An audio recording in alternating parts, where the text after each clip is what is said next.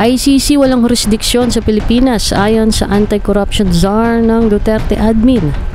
Nanindigan ng dating tagapangulo ng Presidential Anti-Corruption Commission o PACC at ngayon ay Bisayag Youth Party List nominee Attorney Greco Bellica na walang jurisdiksyon ng International Criminal Court sa Pilipinas, kung kaya hindi naaayon sa batas ang ginawang pag-aresto kay dating Pangulong Rodrigo Roa Duterte o FPRRD.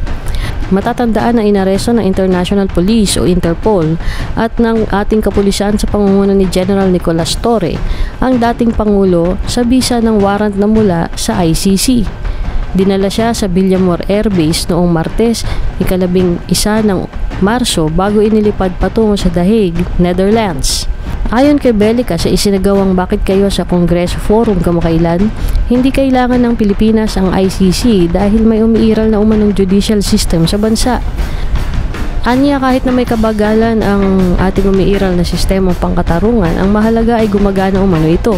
At nagagawa pa rin natin makapaghain ng mga reklamo, lalo na yung mga kasong kinasasangkutan ng gobyerno tulad ng naihaing reklamo sa Korte Suprema kaugnay ng iligal na paglilipat ng PhilHealth funds at marami pang iba.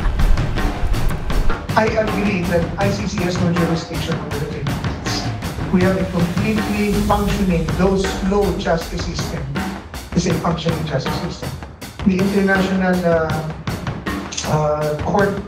criminal court are for governments that has no functioning justice system. Dito po may nakukulong nga pinakukulungan nila sa Bitong, di ba? Pinakukulungan nila yung mga resource person nila sa Quadcom, di ba? Nakaka-file niya tayo ng kaso, meron yung kaso sa Supreme Court. Tinakasuhan niya, gobyerno ngayon mismo sa PhilHealth at saka sa Major. There is a completely slow but functioning justice system in the Philippines.